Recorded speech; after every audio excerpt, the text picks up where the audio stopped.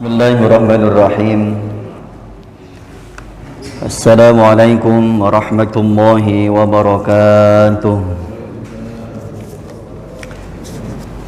Alhamdulillahilladzi tafarrada bil izzi wal jalal wa tawahhada bil kibriya'i wal kamal. Nahmaduhu ala kulli hal hamdan yuqabilu ni'amahu wa yudafi'u ni'mahu wa yusawi ziyadatan ni'amahu fil hali wal ma'al. Asyhadu an la ilaha illallah wahdahu la syarika lah dzul manni wal ifdal. Wa asyhadu anna sayyidana wa nabiyyana Muhammadan abduhu wa rasuluh al-munqidhu minadh dhalal wa da'i ila asyrafil khisal wa mubinul harami minal halal. Sallallahu alaihi wa ala alihi wa ashabihi khairi amma ba'du. Qala Allah ta'ala fi kitabihil karim wa huwa asdaqul qailin. A'udzu billahi minasyaitonir rajim. Bismillahirrahmanirrahim. Ya ayyuhalladzina amanu la yaskhar qaumun min qaumin 'asa an yakunu khairan minhum wala nisa'un min nisa'in 'asa an yakunna khairan minhun. Qala Rasulullah sallallahu alaihi wasallam, idza hadatsa ar-rajul al-haditsa thumma iltafat fahiya amanah. Wa anhu sallallahu alaihi wasallam, al-haditsu bainakum amanah. Sadaqallahul azim wa sadaqa rasuluhun nabiyul habibul karim wa ala dzalika minasyahidin wasyakirin walhamdulillahi rabbil alamin. Puji serta syukur kita panjatkan kehadirat Allah Subhanahu wa taala. Shalawat teriring salam semoga senantiasa Allah limpah curahkan keharibaan Nabi seluruh alam, Nabi besar Muhammad sallallahu alaihi wa alihi wasallam. Alhamdulillah jamaah sekalian, pagi hari ini kita sudah masuk 10 kedua di bulan Syawal dan hampir masuk 10 ketiga. Tidak berasa bulan Syawal menjadi titik balik, menjadi barometer kita untuk menjadi manusia yang bukan hanya Ramadaniyah, yang bukan hanya baik, bukan hanya orang yang beramal soleh di bulan Ramadan saja, tapi justru Syawal menjadi titik balik, tolak ukur bagaimana kita ini sehingga sampai 11 bulan yang akan datang menjadi pribadi yang rabbaniyah, yang terus dan tetap mengabdi kepada Allah Subhanahu wa taala. Sebulan lamanya kita digembleng jamaah sekalian dengan amalan-amalan yang luar biasa kita laksanakan dari mulai pagi hingga pagi kembali, diisi dengan kegiatan-kegiatan Islami, kegiatan-kegiatan Ramadhani, sehingga Syawal ini yang seharusnya jangan sampai melemah. Salat kita tetap semangat, baca Quran kita tetap semangat, puasa kita tetap lanjut. Bahkan Syawal ini juga mampu menutup kekurangan-kekurangan di bulan-bulan sebelumnya. Rasul menyampaikan di antara fadilah bulan Syawal, di antaranya puasanya 6 harinya Syawal saja mampu menutupi setahun, dan senilai setara dengan puasa setahun penuh setelah kita jalankan selepas Ramadan. Dalam hadis Rasul menyampaikan, man shoma ramadhana tsumma atba'ahu sittan min Syawal fakannama shaumad dahri kulluh.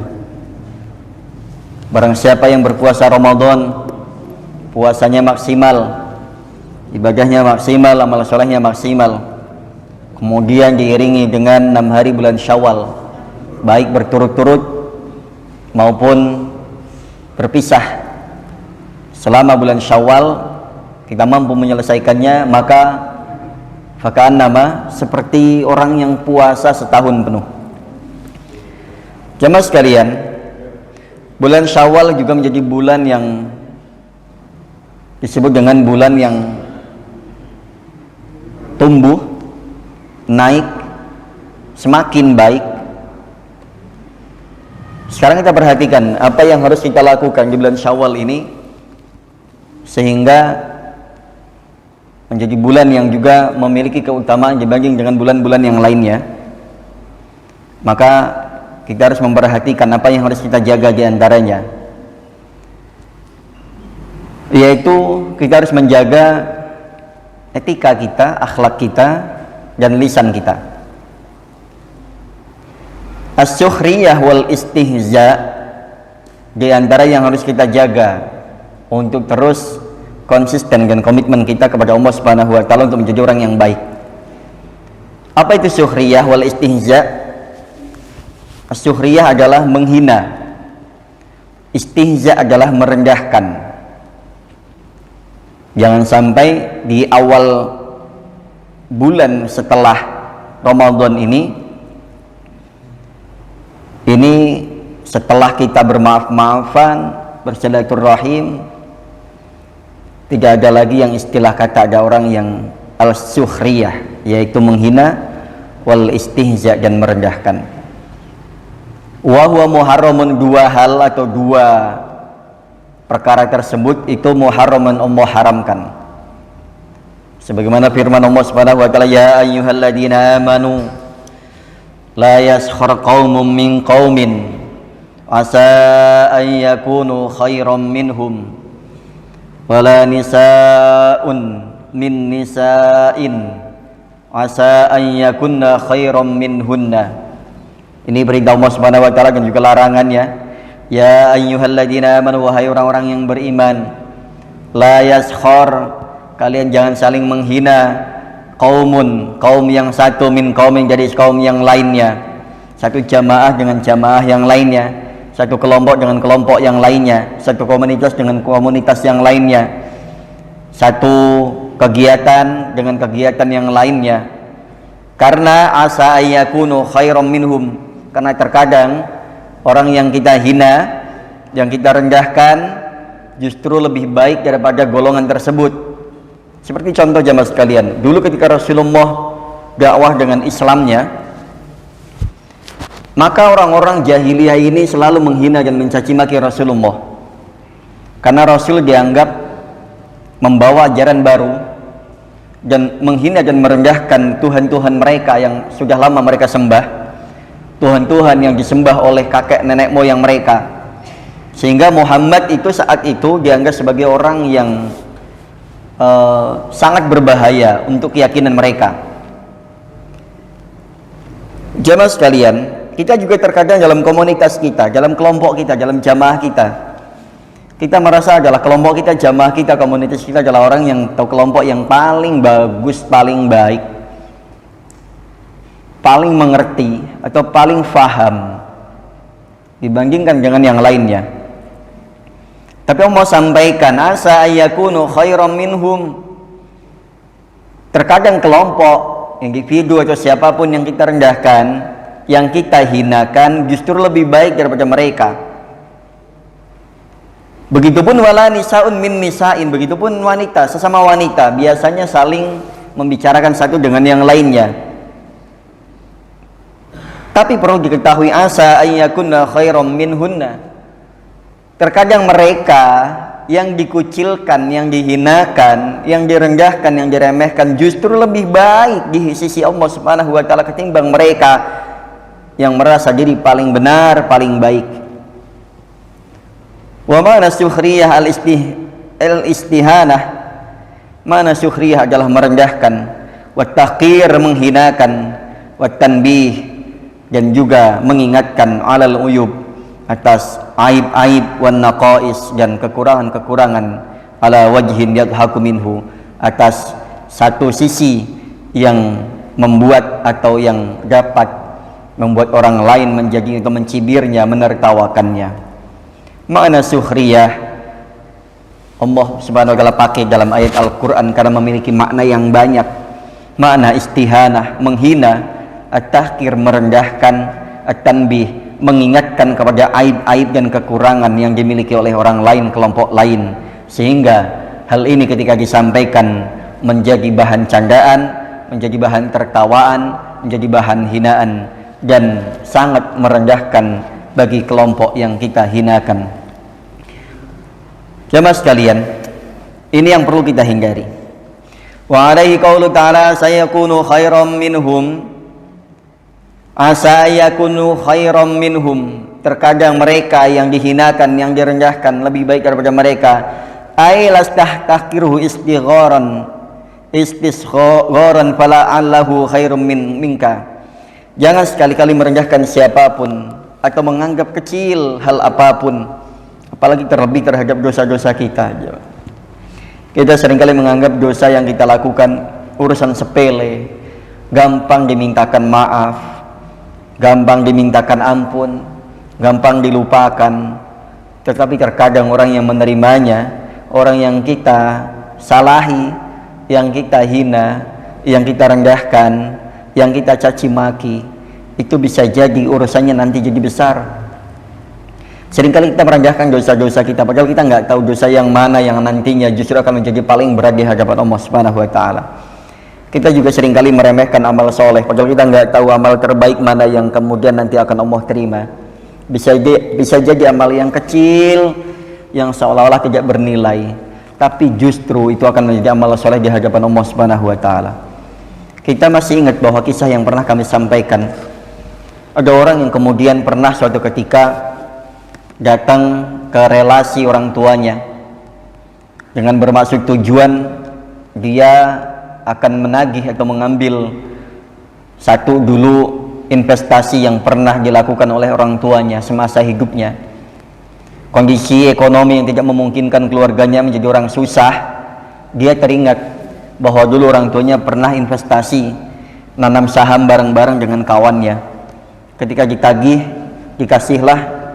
Suatu ketika endingnya dikasih, itu sebelum dikasih itu jamaah sekalian, yang dikasih adalah satu bungkus oleh-oleh atau roti atau apalah makanan saat itu. Sehingga ketika di perjalanan dia membawa makanan yang nantinya untuk orang rumah, itu ketemu dengan seorang ibu dan juga anaknya yang dalam kondisi sangat memprihatinkan, melebihi nasibnya saat itu. Maka roti itu kemudian atau makanan itu dibagi menjadi dua. Separuhnya dibawa pulang, separuhnya diberikan kepada ibu dan juga anaknya yang menderita tadi jamaah sekalian. Selepas itu, yang kemudian takdir membawanya menjadi orang sukses, itu ketika saham atau investasi yang dilakukan oleh orang tuanya ternyata dikelola dengan baik oleh temannya, oleh kawannya yang memang amanah, sehingga hasil daripada investasi, nanam saham atau apapun itulah yang dilakukan oleh orang tuanya, sehingga ada hasil yang disimpan, diberikanlah kepada ahli warisnya karena orang tersebut sudah meninggal. Jadilah dia miliarder, miliuner dengan hasil yang tadi dikelola oleh temannya tadi yang amanah tadi jamaah sekalian. Dengan itu dia bisa beramal, bisa membangun masjid, musola, yayasan, santunan dengan berbagai macam, karena dia saat itu orang yang sangat punya. Tapi qadarullah jamaah sekalian, diberitakan bahwasanya selepas kematiannya justru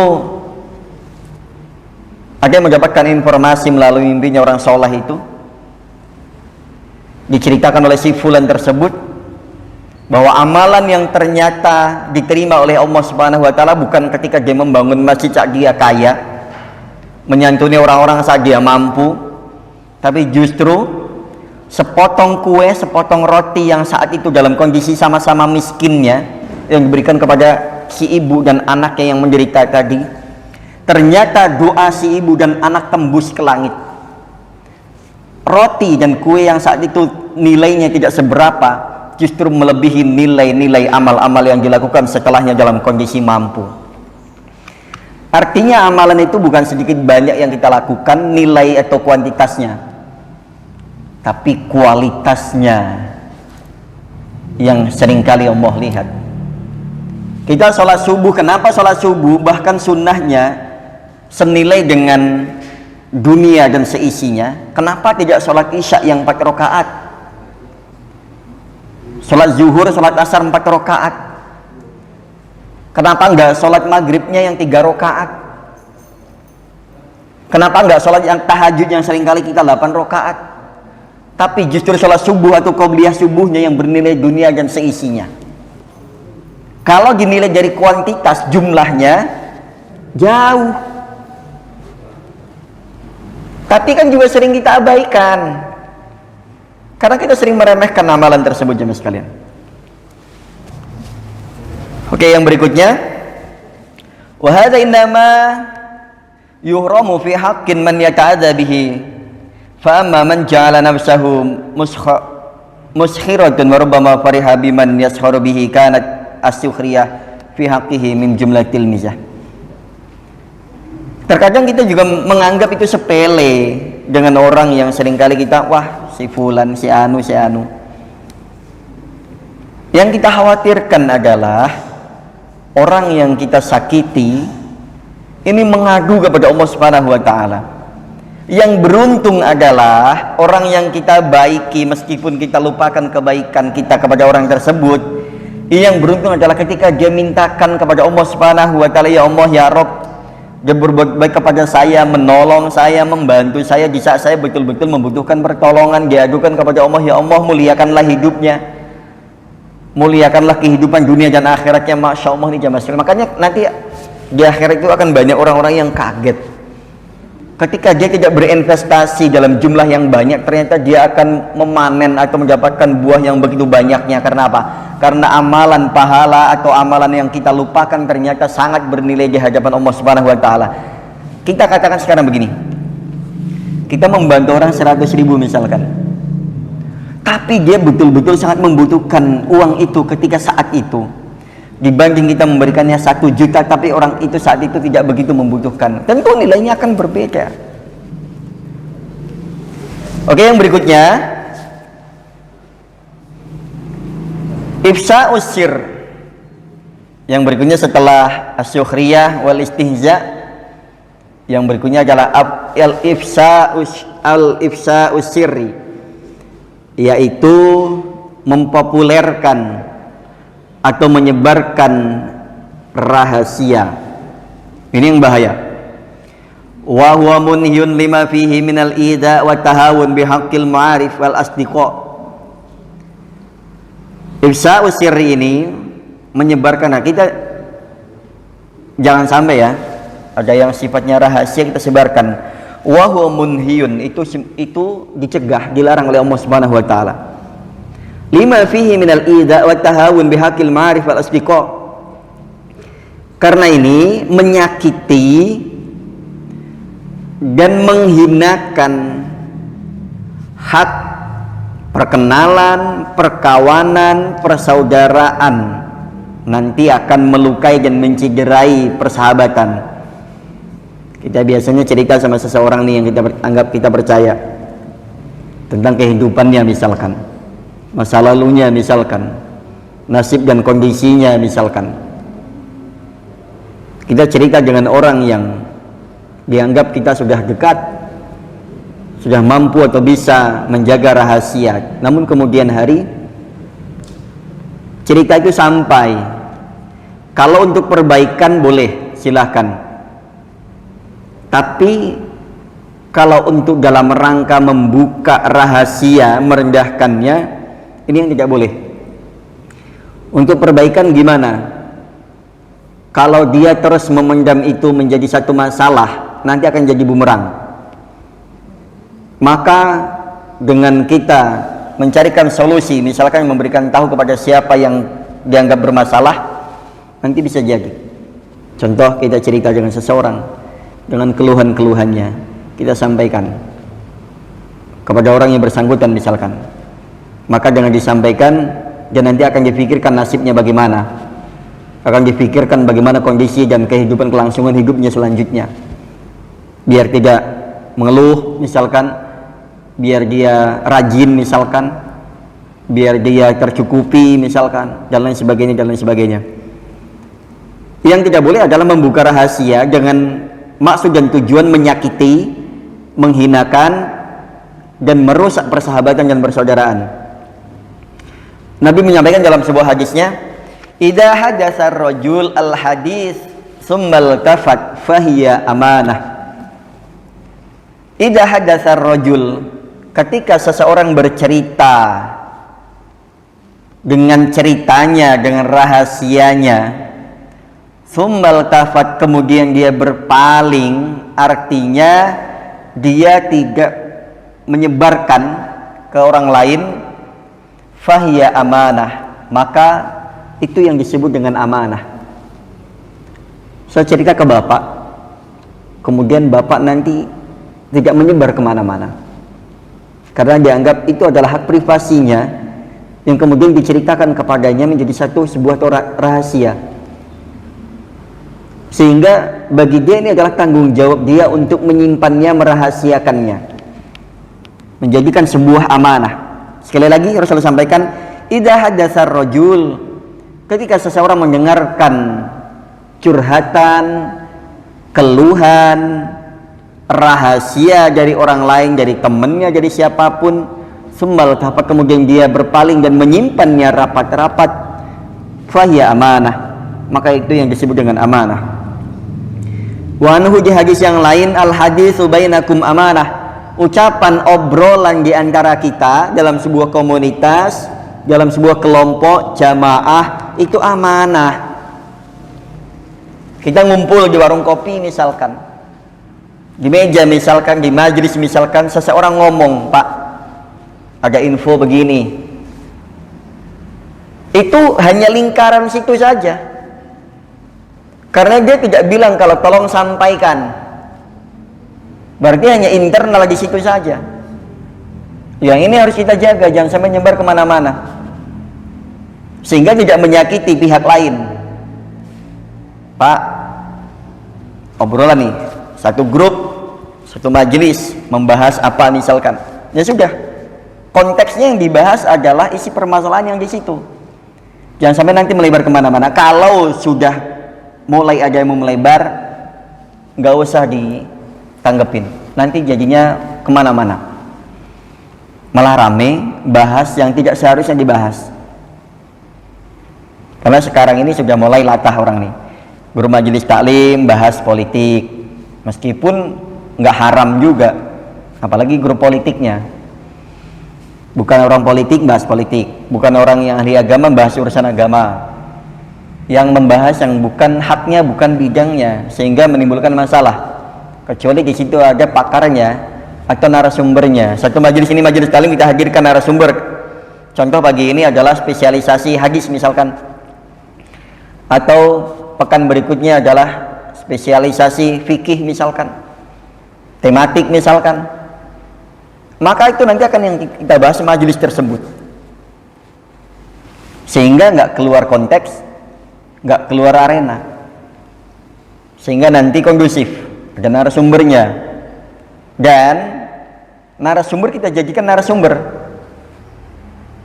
Karena terkadang kita ini juga sok keminter, narasumber kita jadikan bahan uji coba pertanyaan kita. Yang kita tanyakan terkadang yang sudah kita tahu jawabannya, itu nggak usah perlu ditanyakan. Orang nanya itu kan yang nggak tahu. Orang nanya jalan, itu karena dia nggak tahu jalan, bukan ngetes orang yang lewat tahu nggak dia jalan, akan kita tanyakan. Ini bukan dalam rangka soal-soal yang kita sampaikan ini uji coba, bukan tes, bukan ujian. Narasumber kita jadikan narasumber, kita tanya apa yang tidak kita tahu, atau kejadian atau masalah apa di masyarakat, terus pertanyaan dari itu jawabannya kita terima. Terkadang dijawab tapi nggak nerima, dijawab nggak puas. Kita nanya, ketika dijawab ya sudah, berarti memang literasinya, pengalaman dan pemahamannya di situ, dan tidak harus sama jawabannya dengan apa yang kita miliki. Terkadang kita memaksa orang lain harus sama jawabannya dengan kita. Narasumber kita hadirkan, jawabannya seolah ketika nggak sama dengan kita, oh ternyata narasumber itu nggak salah, nggak paham. Nggak gitu. Ketika narasumber menjawab dengan jawaban yang lain, nggak sama persis dengan apa yang kita inginkan, ya tidak harus sama. Karena dalam persoalan fikih saja, satu soal bisa ada 10 jawaban,